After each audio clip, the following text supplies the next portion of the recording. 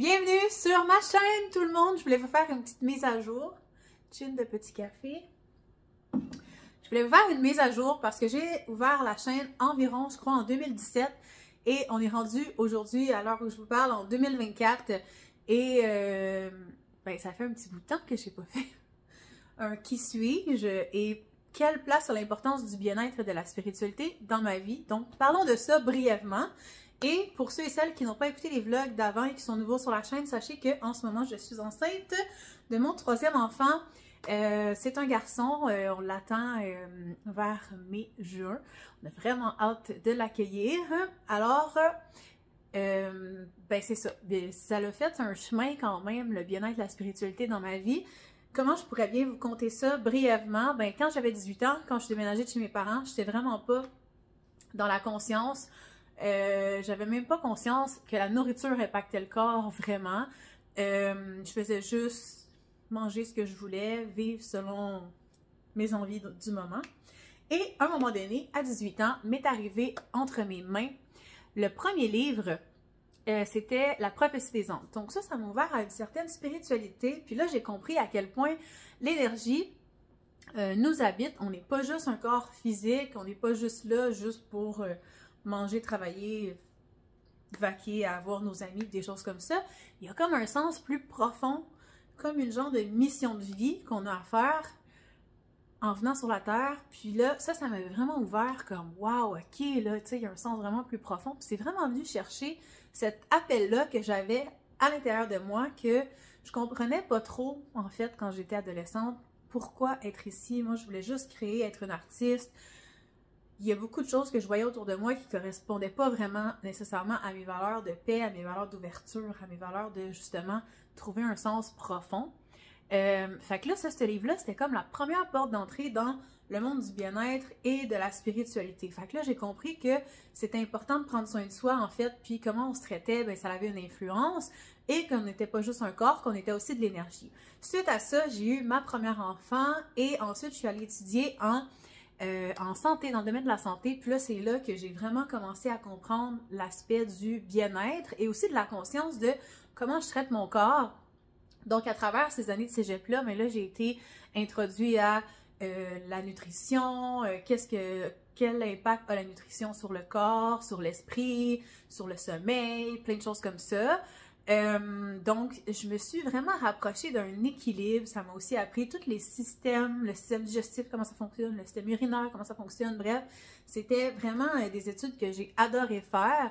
Et entre autres, ça m'a amené à l'introduction du yoga. Donc, là, à ce moment-là, j'ai vraiment eu une révélation de « OK, la gestion du stress, ça aussi, c'est important d'en être conscient. » J'en avais pas conscience, ça non plus. Tu sais, j'étais vraiment du genre à être dans la performance. Je dirais que je suis une personne qui est beaucoup portée vers avoir plein d'idées, plein de potentiel pour les faire. Puis là, j'y vais, je fonce. Mais tu sais, je prends pas le temps de... je prenais pas le temps d'observer, OK, je veux faire ça, quelles sont mes priorités, est-ce que j'ai l'énergie pour le faire, comment je vais faire pour mettre mon énergie aux bonnes places sans me brûler. Hein? Fait que ça m'a comme tranquillement tout amené cet aspect-là.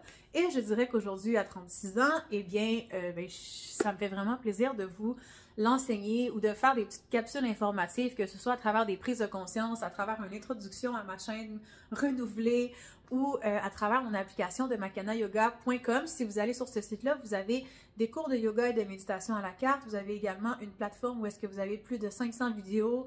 À ce moment-là, vous avez vraiment une panoplie de thèmes que vous allez pouvoir jouer avec au quotidien.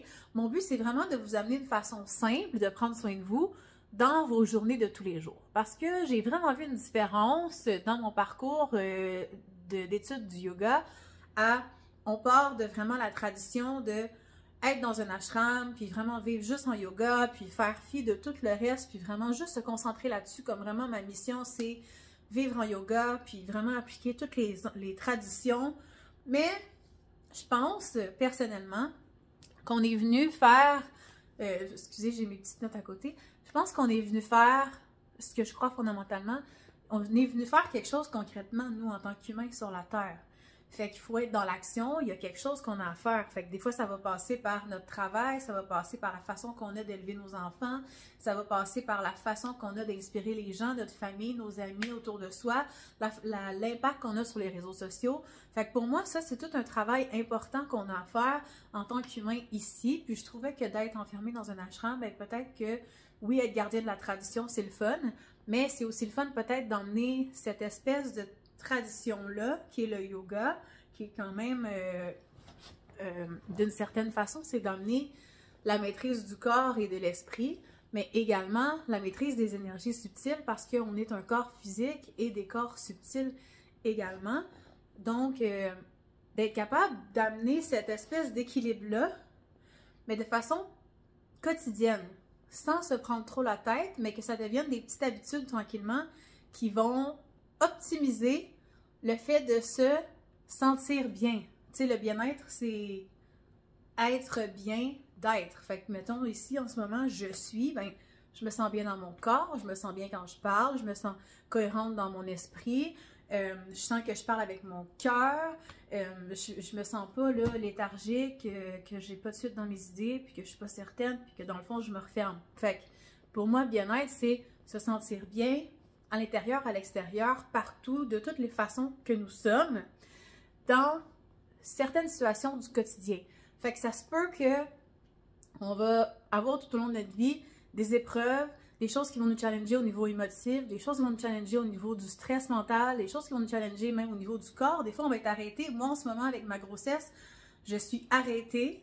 Il faut que je reste assise dans un sofa. J'ai plus le droit de faire du yoga, j'ai plus le droit d'aller prendre des marches, j'ai plus le droit... Fait que, tu sais, des fois, la vie va nous amener à confronter des obstacles comme ça que, OK, comment on fait quand ça, c'était notre idéal, on avait trouvé comment vivre le yoga au quotidien de façon à connecter à soi, mais là, non, il faut trouver une nouvelle façon.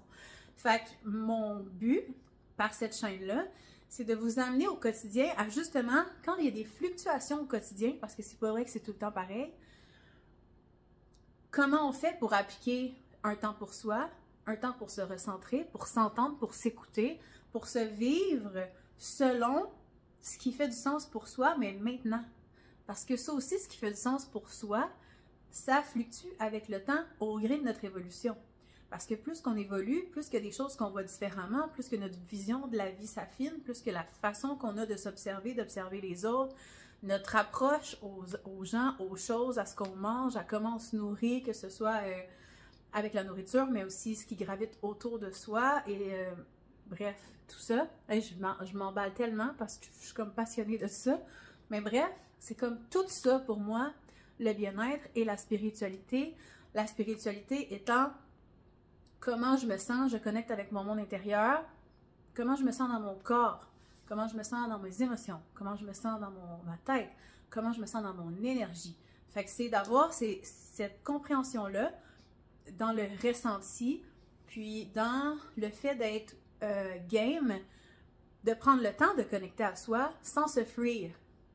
Parce que c'est facile de ne pas s'écouter. C'est facile de même pas savoir comment est mon corps placé dans l'espace en ce moment.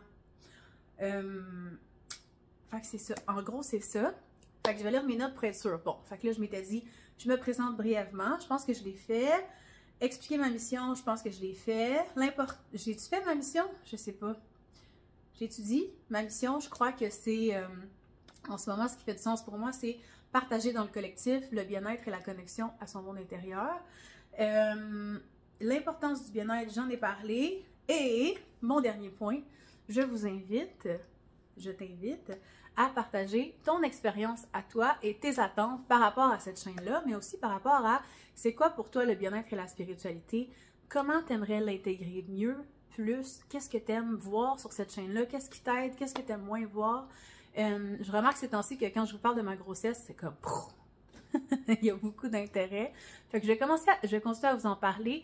D'ailleurs, le prochain vidéo que je vais tourner, c'est je vais vous parler d'une huile que j'ai commencé à utiliser et je vois vraiment des bienfaits.